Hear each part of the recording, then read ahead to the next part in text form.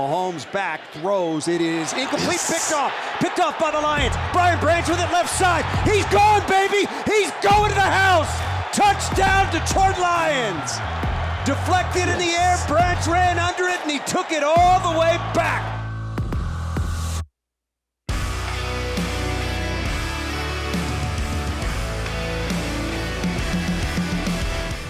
Welcome to the Twentyman Huddle podcast presented by Microsoft, and it is the divisional round of the playoffs. It's big time football right now. Yeah, and so when big time football, big time week, you get a big time guest, and that's TJ Lang. Does a great job too. Yeah, does a great job with 97.1. Obviously, a former Lion, and a guy who's won a Super Bowl. And Teach, when it's this point of the season, is it nerves? Is it business as usual? You know the immensity of what you're doing and what it means.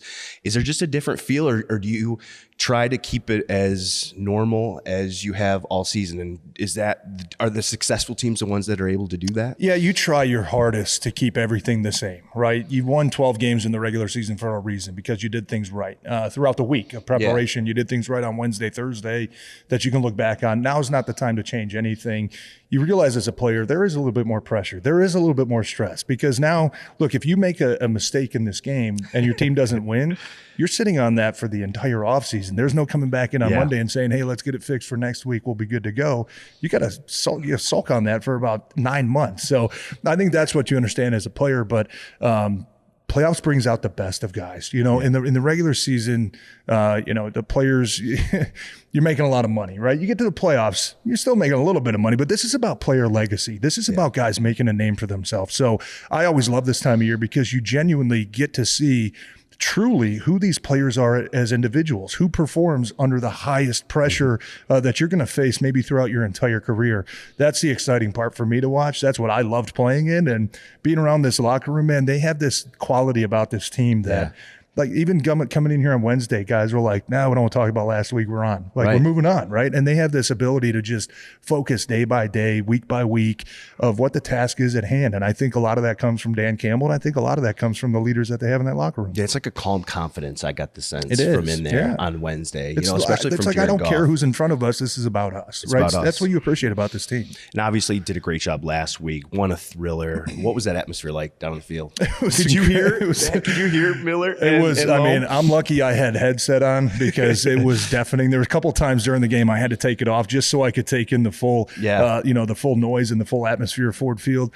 And it was absolutely incredible. And look, I played, 2 seasons in Detroit. I played 8 seasons in Green Bay. We came to Ford Field, and we knew as the opposing team that building had a lot of potential to be an absolute rowdy house. Yeah. And, to finally get to experience that last week and be on the sideline and see the light show and everything going on was it was everything that I think a lot of people had hoped for. Dan Campbell talked about it last week. Man, we've been thinking about this for 3 years now. We've been dreaming of what this moment is going to be like. Now we finally get there, and it was everything you had hoped for. So it was amazing. I think the fans this week are going to have a challenge on how to even top that, because it was spectacular. But they're going to have a chance to go out again this week, and Ford Field has been really turned into one of the most hostile home field advantages, in my opinion, in the NFL. We've traveled a lot. We've been to some nice stadiums ourselves. Ford Field is working their way up to the very top. To the very top. And a great opponent this week, a team that's playing really, really well in Tampa Bay. Had a little lull there in the middle of the season, but I think won 5 of their last 6. Obviously whooped up on Philadelphia last week.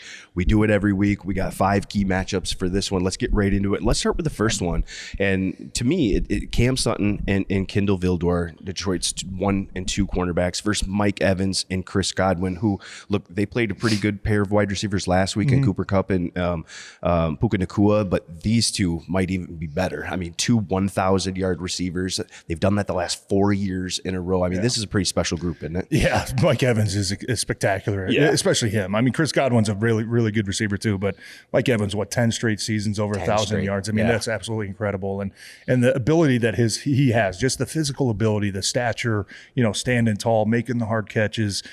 He's a hard player to play against, no matter if you have the best defensive back in the NFL. So he's going to be a challenge. Look, I think the good part for this defense is You've been through this now for probably a month where you faced really good wide receivers, Justin Jefferson, Jordan Addison, that combination, CeeDee Lamb and Brandon Cooks in Dallas, even in Denver when they came in with Courtland Sutton and Jerry Jeudy. You've faced a lot of teams now. You should have that familiarity of what it should take to slow these guys down a little bit. I think that they'll tell you that they've probably allowed too many chunk plays over the past couple games. We know that last week, look, Puka Nakua's touchdown, just double move, really good route, probably a really good play call too in a short yardage situation. Cam Sutton's trying to be aggressive. He's trying to make a play on the ball. And you know what? That's the kind of the other end of the sword there when you say, hey, we're going to try to get interceptions. We're going to have to jump routes. But if you do get beat, you're leaving yourself vulnerable for a big play. And that's what happened on that. Vildor, even the play on Tutu Atwell's touchdown, I thought it was really good coverage. Yeah, he was right there. That was just a Matthew Stafford just tip the cap. Come throw, and there's nothing we can do about it. And sometimes those guys get paid too, and people forget about that too. Like they're going to make plays. Especially when you have a really good quarterback like Matthew Stafford on the other side. But, the bottom line is, how are they going to try to match these guys up? Because when you look at Mike Evans, he is more of the, in my opinion, the one-on-one deep threat type of guy. Or when you get into the red zone situationally, they want to look to number 13 to make some plays. Chris Godwin, on the other hand, is more of the, I think, possession type of guy. Hey, if we need a big third down, and we're getting zone defense, we're gonna try to target him a little bit more. So if you're Aaron Glenn, who your identity the last 5 weeks or so has been, we're going to pressure the hell out of you on third downs. How do you match these guys up? What do you trust Cam Sutton on Mike Evans more? Or do you trust him on Chris Godwin more? Right. That's going to be the challenge that you're going to have to get over. I would like to see Aaron Glenn, because on third downs, Tim, over the last couple weeks, when he's bringing pressure, there's a lot of man defense behind it. Yeah.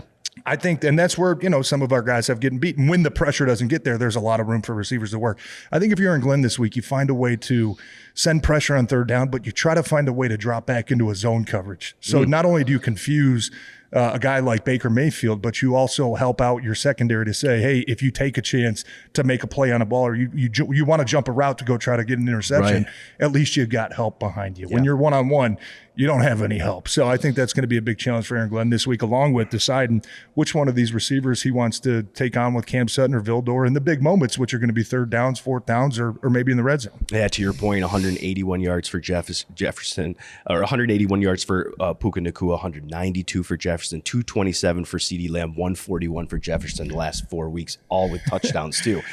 But Detroit's 3-1, in those games, and so you have to consider that as well. And you've held teams to 20 points, 20 points, 23 points last week, and 24 Minnesota, right? So I think that's the trade-off is, hey, we're willing to allow a couple big plays, no more than that, but we're going to hit the quarterback. We're going to get our sacks, and hopefully we're going to get our interceptions, and that should even things out. And if you watch that first game, week 6, that Detroit won 20-6, there were some opportunities that they had in the pass game that they missed. And so I'm sure Aaron Glenn is seeing that, watching that there were some open guys that got behind their defense. And to your point about when you bring pressure and you're going to play back, just make sure those guys aren't behind you. Correct. Yeah, keep everything in front of you. Everything in front of you, make them drive, and if they can drive the field and score touchdowns, you tip your cap.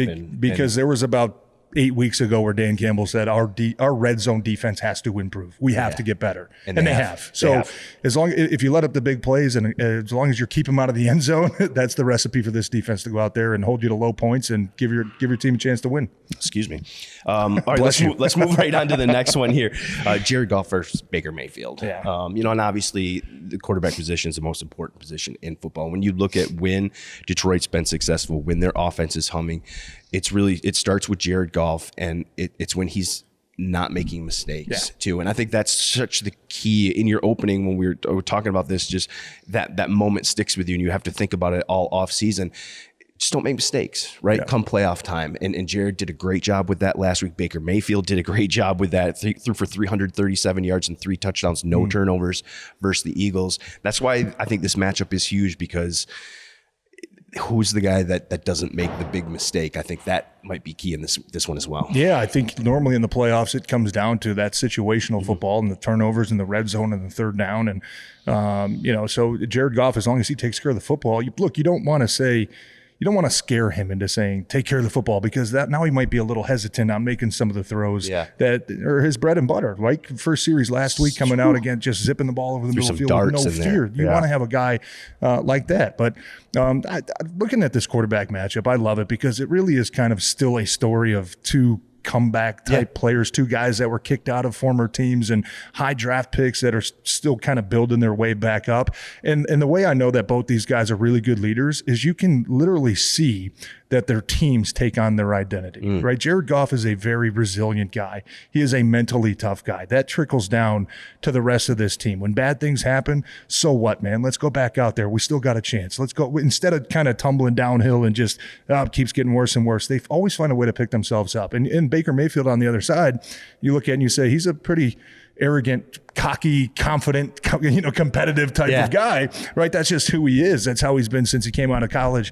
But the rest of his team has taken on that identity. You can tell that the team takes on the identity of both those 2 players. And I think it's going to be obviously fun to watch both of them. Both of them have been playing at an extremely high level. Baker Mayfield, over his last 5 games, has thrown for almost 1,500 yards, 290, average 11 touchdowns, 2 interceptions. So he's taking care of the football a whole lot better. And the other thing about Baker that a lot of quarterbacks don't like, Baker Mayfield's really good against pressure. Like if you send 7 guys and they're blocking 6 and that one guy you have does not make a play, Baker Mayfield is going to make you pay for that. He is going to absolutely punish you. So I think that's going to be huge this week for our defense. When you do send that pressure, you got to make sure you get home. You just have to. It's a non-negotiable. And Jared Goff on the other side has been a lot better versus pressure, I think. There's something turned that first time they played Minnesota where they saw probably 60% pressure.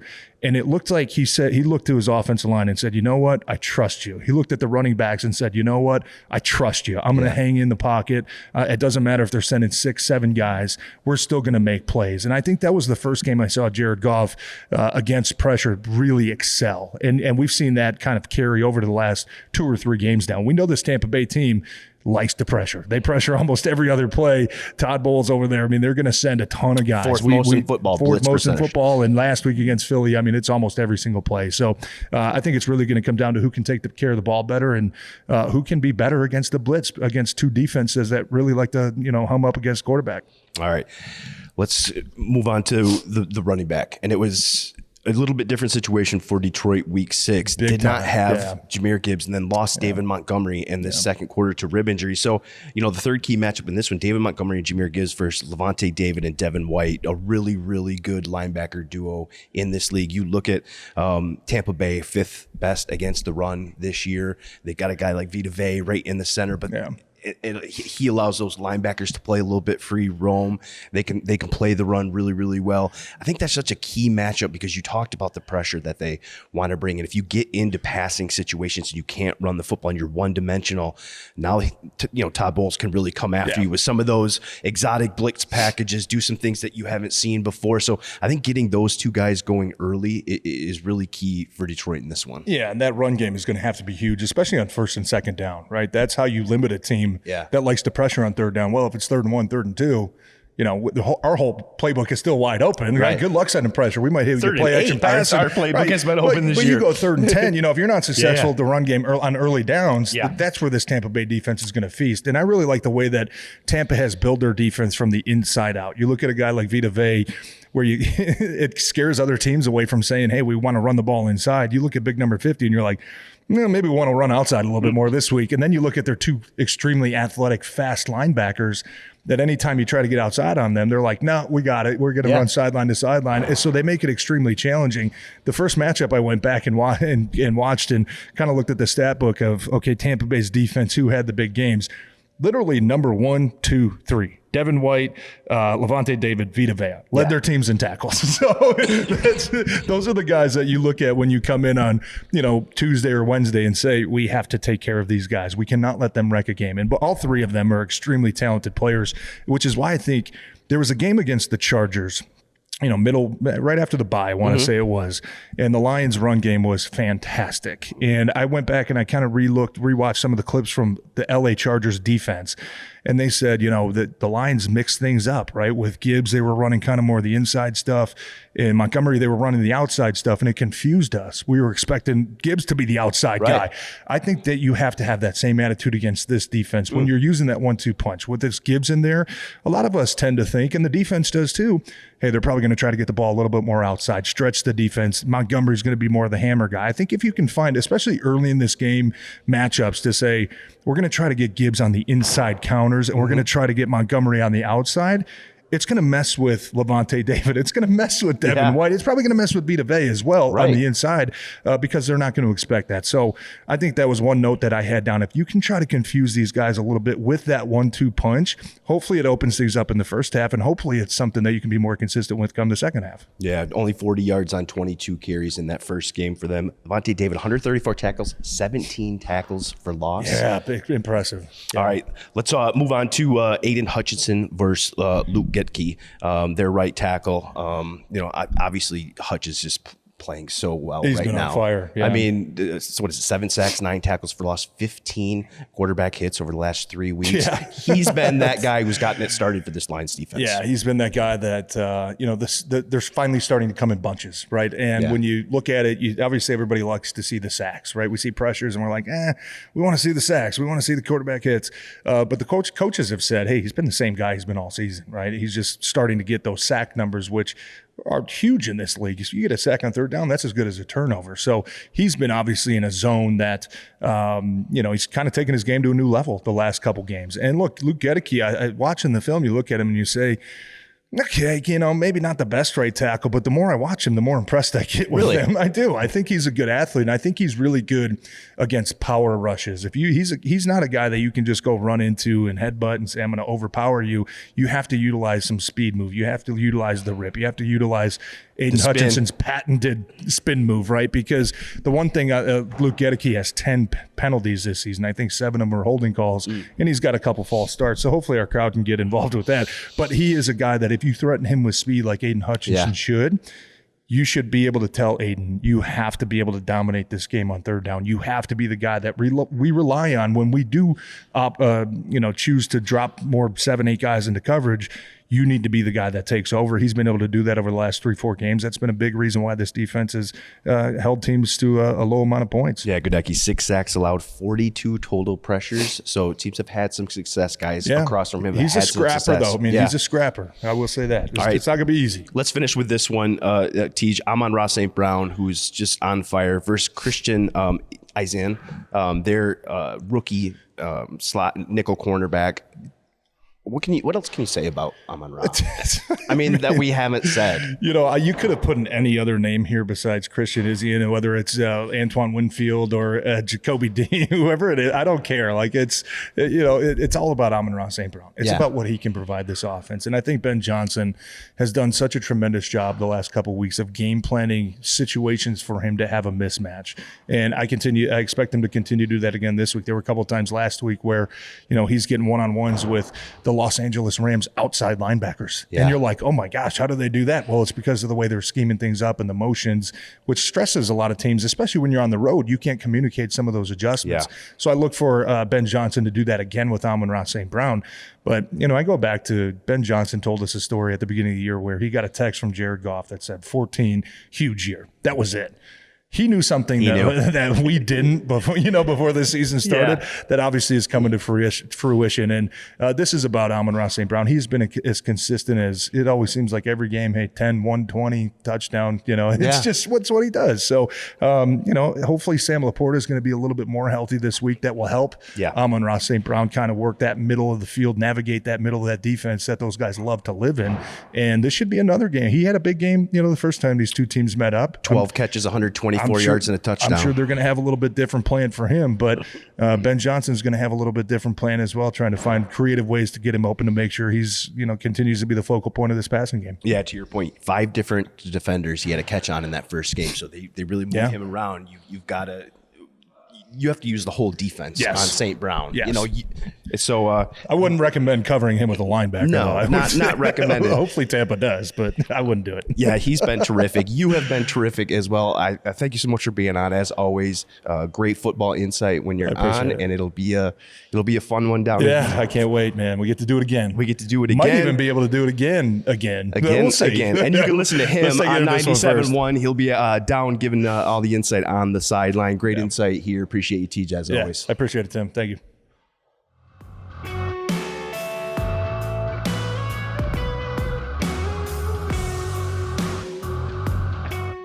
Welcome back to the 20 in the Huddle podcast presented by Microsoft. And now I welcome in Scott Smith. Does a great job with the Tampa Bay Buccaneers website, the senior writer, editor there. Scott, thanks so much for joining me. It seems like a long time ago when you joined me week 6 for that matchup way back in October. Yeah, and at that point, we were coming off our bye week, and we were 3-1 and really feeling ourselves after a great start that nobody expected. And then things kind of went sideways in the middle. But now that I'm back, the Bucs have won 6 or last 7. So I mean, I think this is just a good luck charm kind of thing. Yeah, you alluded to it. You know, obviously lost that game week 6, 20-6 to Detroit, and then lost the next 3. So that was kind of that mid-season slide for you guys. When you look at what you guys have done now over the last month and a half, 5 of your last 6, including a blowout win over Philadelphia last week, how is this team different, in your opinion, Scott, than they were week 6, or are they the same team, maybe just executing now? Well, the biggest difference is the development of the offense. You know, first year, Baker Mayfield in his first year with us, first year offensive coordinator, brand new system with Dave Canales. And it was kind of a work in progress early on. And Dave was learning what his players did best, and they were learning what worked best in the system. And they really hadn't gelled necessarily on the offensive line yet, where 4 guys were in new positions. And, you know, the offense was a work in progress for much of the season, but along the way, they found out what works. The O-line gelled, and Dave Canales started to get some success and be able to play off that success and, you know, and really open up the playbook a little bit more. So you're showing things that looked like things we put on tape, but they're not the same. And so it kind of expanded the playbook. And Dave himself said, as he's a very first of all, very upbeat, but also very open about his process. And he was telling us things like, you know, sometimes I go into a game and I got 3 or 4 plays I really like, and I want to get to them right away. And then it's too early. You know, you need to let things develop and get to him at the right time. And he's gotten a lot better, I think, with his cadence and his sequencing of his play calling. And then for the defense, some of it just has to do with we got a little bit healthier here at the end of the season. Yeah, and people don't understand sometimes that takes time to gel, especially offensively, when you've got so many different moving parts up front, when you've got a new quarterback. I mean, Lions fans should know that from their time last year when Ben Johnson was elevated to the offensive coordinator. Took a little time to kind of figure all that out, but once you did, then it becomes a consistently productive offense, and that's what we're seeing with Tampa Bay right now. And Scott, when I go back and I look at that week 6 game, when I think of the Bucs offensively and Detroit's defensive performance, held the Bucs to 6 points. They didn't score a touchdown, but to me it was about missed opportunities in that game. There were some chances for some big plays in that game that Baker just missed. Do you kind of get the sense from those guys that they felt like they had a chance to win that game, or at least make that a much closer game had they hit on a couple of those missed opportunities? Yeah, and that's been the story in a number of our losses this year. And yeah, there were some missed opportunities. Also, just a complete inability to run the ball.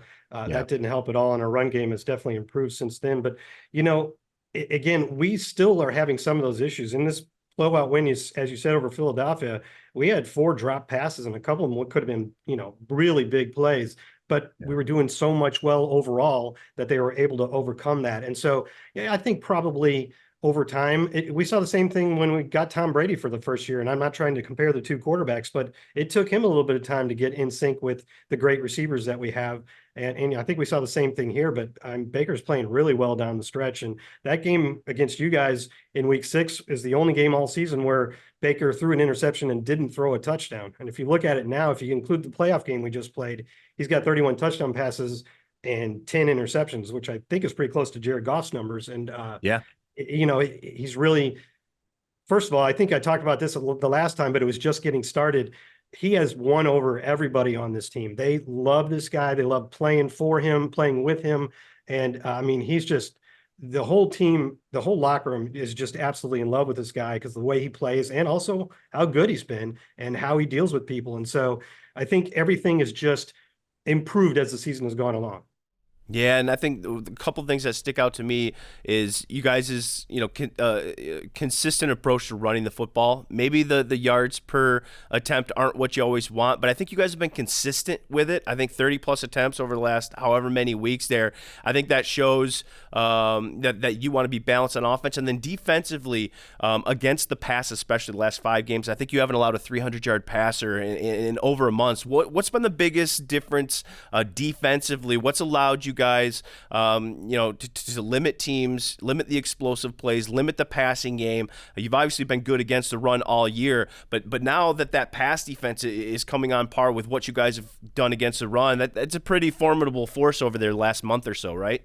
Yeah, one of the things that helped is both Carlton Davis and Jamel Dean are healthy at the same time, which hasn't been the case for much of the year. And fortunately, we had a third corner, a second-year guy named Zion McCullum, who was really filling in well for whichever guy was out. But when both came back healthy, then the coaches were determined to keep Zion on the field. And that second safety spot next to our all-pro Antoine Winfield had kind of been cycling through a number of guys and looking for what was the best fit. And now we started using Zion there in some cases. And so now you have your 3 best cover guys on the field at the same time. And then you have Antoine Winfield Jr., which we obviously had him in week 4 too, but he just continues to make play after play after play. If you're looking for a guy to kill a drive, for us, it's usually him, one way or another. Sacks, passes defense, forced fumbles. He's just done it all. And having that force in the middle of the secondary, I think, is overall why this secondary has kind of really hit its stride down the stretch. There's nothing that guy can't do. When you talk to Lions coaches, especially on the offensive side of the ball, or even players, that's the first guy they mention. He's just one of those guys that's everywhere, can do everything. You look at the sacks and all the production like you just rolled off. One of those guys you just love to have as a defensive coordinator, kind of Swiss Army knife that you can just put into any situation. He'll make plays for you. You talked about Baker. Obviously, the big storyline last week was the Matthew Stafford, the Rams, and everything with Jared Goff. But when I look at the 2 quarterbacks this week, boy, a lot of similarities between those two, right? Former number 1 picks, not on their first team anymore, kind of moved on, but have found the right fit. The team rallies around them, like you talked about too. There's just a lot of similarities between these 2 quarterbacks this week, right, Scott? Yeah, and I think they're both thriving because of the confidence that their team and their coordinators, their play callers have for them. And from our end, Jared Goff has been extremely impressive, but I don't necessarily know all the details. But from our end, Dave Canales knew we got Dave Canales first, and then we were looking for a quarterback because Tom Brady retired. And they felt like Baker was going to be a real good fit for what Dave wanted to do. And what Dave wants Baker to do is take the easy stuff, take the stuff that's schemed up, take the open man and consistently. But when you see the right time to take a shot, take that shot. And I think you saw a great example of that in the Philadelphia win. Really 337 yards. And a lot of that was just underneath throws where he hit guys in stride like Cade Otton for them to gain yards after the catch. We had 210 yards after the catch, which was a season high for us. But he also threw some really nice deep balls that just unfortunately weren't caught. But he picked the right times to throw them, and he put them on the money. And, if he's operating that way, that's what Dave Canales wants. In the game in Carolina where we clinched the division, we only scored 9 points on 3 field goals, and the offense was not great. And there were several plays where you could see, like Chase Edmonds, the back releases out of the backfield. He's wide open for a 15-yard gain in the middle of the field, but Baker goes for the deep ball to Mike Evans against a strong wind, and it's broken up, and you're off the field because it was 3rd down. And he was bemoaning a couple of decisions he made in that game where he didn't take the easy stuff that Dave had presented to him. And he said, I got to take the easy stuff. And he did that much better in the win over Philadelphia. Maybe a player, you talked about the cornerback playing a little safety now too. Just who's maybe a player that Detroit didn't see week 6, or maybe wasn't playing a huge role week 6, who has now maybe developed into a key player for you guys that Detroit's going to have to keep their eye on this week? Well, there's 2 guys, because our first-round draft pick, Calijah Cancey, I believe he did not play in that game. And if you saw him in this last game, he was very disruptive. Like on the safety, the play where we got the safety, it was really him that blew up that play with a quick pass rush up the middle. And then so he's back, and he's obviously a pass rusher that you have to worry about in the middle. But also Yaya Diaby, who is a 3rd-round draft pick out of Louisville, an edge rusher for us. That we really drafted him, the coaches say, because they thought he was going to immediately be a very good run stopper. And he was. And that's why about 7 games into the season, he became the starter because they felt he was our best edge rusher in terms of stopping the run. But to some surprise, he has a much more robust arsenal of pass rush moves than expected, and he plays with power too. And he ended up leading the team in sacks with 7.5, and he wasn't playing a ton of snaps in week 4. So that's 2 guys that really weren't much in the mix on defense that should help make a difference this time around. Again, I'm talking with Scott Smith, the senior writer, editor down there for the Tampa Bay Buccaneers website. Does a great job. You guys want to know anything about Tampa Bay leading up to this matchup, go down there because Scott's got all the info for you. Just a couple more real quick, Scott. The atmosphere. I don't know if you watched the Lions-Rams game at all, but a lot of people that I talked to are like, you could tell just how loud that place was through watching the television. Obviously, got to 133 decibels, the 4th largest, I think, on record.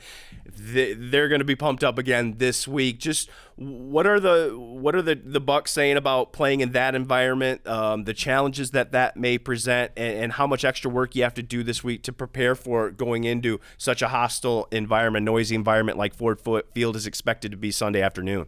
Oh, you could definitely tell as just a casual observer on the television screen, and it's really exciting. If we weren't playing you guys, I would absolutely be rooting for you this week because it's so great to see these fans getting something that they've waited for so long, and they're obviously responding. So, Baker played for the Rams for a little while last season, and he called up some of his buddies that he still has on the team just to ask him what it was like. And they told him it was incredible. And our guys have been talking about how they're going to handle that. Obviously, we can do crowd noise at practice, but I don't think we can quite simulate it. I don't think so. We're expecting that. We're definitely expecting that. And, we won in Minnesota week 1, and that was pretty loud. And we won in the Superdome in week 4, and that's always very loud. And Buffalo was pretty loud, and we held our own there, and Houston was pretty loud. So we've had some experience with this already. So maybe not to the level we're going to hear this weekend, but I think they're confident that they can overcome that. All right, last one for you, Steve. Maybe what's one key matchup that you've been sitting down watching this all week, deciding, Tampa Bay can go to Detroit, can walk away with a win. What happens if we win? What key matchup to you? Well, it's actually a really tough question because I didn't even realize until I looked at the stats closely this week that the Lions had 4 guys with 10 or more touchdowns. That's incredible. So, It's not like if we take away Amon-Ra St. Brown, we're fine. I don't know. I think you just have to try to limit Amon-Ra. I think he had 7 catches for 110 yards against us. He was the only one of those 4 that didn't score against us, but still had 110 yards. What I'm looking at maybe is Sam Laporta and Levante David. Levante David in his 12th season, he won't be on him on every time he goes out, but Levante David does sometimes cover the tight end, and he's still a really great coverage linebacker. And there's been times this season when we've been burned by tight ends, and I think it's like when you play Cooper Kupp or somebody like that, you're not going to shut him down. So, I think Amon-Ra will get his yards. Hopefully we can keep him out of the end zone. But if we're trying to pay extra attention to Amon-Ra, we may need a guy like Levante David to go one-on-one against a great tight end. And rookie tight ends aren't supposed to be doing what he did this year. That could be a big one because if Amon-Ra is getting his and you guys are running decently, if Sam Laporta has a big day, that might put it over the top. So I'm a little worried about that one, but fortunately we do have a very good coverage linebacker.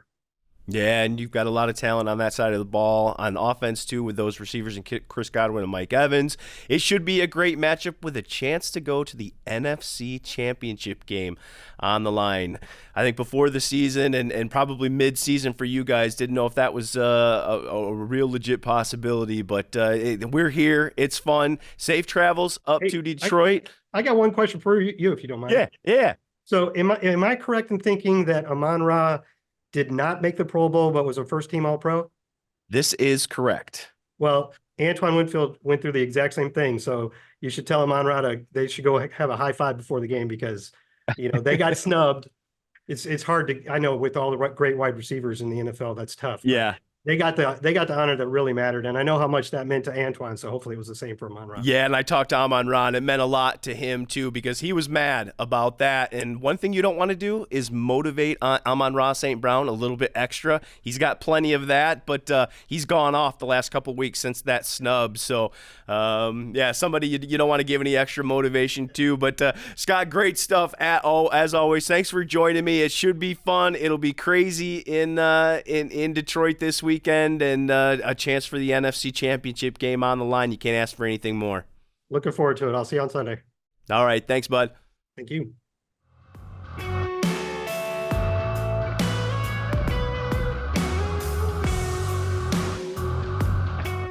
Welcome back to the 20 in the Huddle podcast, and I have a guess that some of you guys might recognize. You haven't seen him in a minute. He hasn't been on the field yet, but a big addition back on the roster, James Houston, second-year outside linebacker. Big news Thursday, James. You activated to the 53-man roster. You've been on kind of that acclimation period here the last 3 weeks.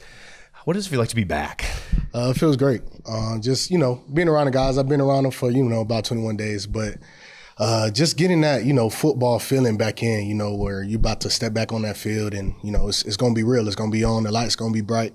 And, you just got to do your thing. So it's been feeling good. So obviously a little bit of the last 21 days has been kind of knocking off the rust. But how do you feel physically? You ready to come in, you think, step in right away and help contribute? Oh, yeah, for sure. I'm ready to go in, and do my thing on third down, come in and, cause havoc. How tough has this stretch been? Because you played so well at the end of last year, had all the production. You come into this year with big expectations, and week 2 it's taken away from you. But how grateful are you to now have this team at a point where they are right now that you can step in and contribute? But how tough has it been just watching this from afar? It was really tough at first, just not getting my chance or my opportunity to go out there and, showcase my abilities. Especially off of injury. So that was tough, but, just seeing the guys go and win and have fun doing it, it was a light for me, you know, and it really sparked my whole rehab process. It was like, all right, I'm going to get back to, help these guys in the end of the run, in playoffs or, at the end of the season so we can get into the playoffs. And just seeing them continue to just do so great. And I'm like, yeah, man, they don't even need me. They don't need me at all, but I'm going to come in and I'm just going to be that extra piece of the puzzle. And so it was really inspiring for me. Because we talked about this on the way up. I mean, with Aidan playing as well as he is right now, with a lean back and that inability for a quarterback to kind of step up. And now if you can, add some of that pressure on the other side, I mean, that's a trio that's pretty tough to deal with if you're an O-line, a quarterback, and an offensive system, right? Yep, and I feel like it's just kind of like the same as last year. Not a lot of guys, knew about me or knew who I was. Didn't really have too much film on me, and I came in kind of at the end of the season and just kind of ran it up. And I feel like it kind of can be similar to that. People haven't really seen me this year; they don't really know what's going on, and then I'll just come out of nowhere. So I think that could work to our advantage as well. How much did being at Ford Field, seeing that environment, that noise level, how much did that ratchet up for you wanting to get back and just be part of something like that? Yeah, that first week, playoffs, it's a whole different intensity, even in here, in the locker room, as coaches are as well. So that was a whole nother intensity in itself. And then to come out there on game day, and it was just like, whoa, like they're fired up, like they need to see a win. Like we got to come out here and win. And it was just like, man, like the pressure, as they say, is really on. And, I don't really feel that as I was playing, but as a fan, it was like, oh my gosh, like them boys this is it, it's on the line. And so I like that type of stuff. And so I'm ready to kind of embrace all of that. When guys come back from major injuries, sometimes it's almost the mental aspect of it, right? Just trusting the leg again, trusting the bend and the explosion and the burst. How much of that was part of kind of your rehab too, and have you kind of crossed over that hump? Yeah, that was a lot in the beginning, just being able to trust the leg. Like I understand, like, it's fixed, like the doctor fixed it, So just going out there and, knocking the rust off, as they say, just doing my movements over and over again, as you come into camp, as a regular person with start of season, you're going to be training about every day and getting those movements ready. And so I'm kind of just coming in the last 3 weeks and just trying to do it off of injury. And so it can be a little difficult, but I think me and the trainers and the coaches, I think we all put together a really good plan. What do you think of the way this defense is playing right now, especially over the last month? You look at third down, you look at red zone, really some key areas there playing really, really well, and you're just another piece that can now come back and help that out. You like where this defense is at and where you maybe might fit into it here? Oh, yeah, I love where the defense is at. I think we're doing really good in the rushing defense, and then like you said, the last couple of weeks we've been really good in the red zone and on third down, and so third down is my thing. So if I could come in and make some impact plays on third down, that can really affect the game, and so that's really where I'm trying to hit at. So, Third down has been your thing. It's great to see you back here. Hopefully you get in on Sunday, make an impact, and enjoy Ford Field, because last week was unbelievable. I know you got to rush off to a special teams meeting here, so thanks so much for getting back. It's great to see you back on the roster. Good luck on Sunday. Yes, sir. Thank you so much. All right. Thank you. You too. All right.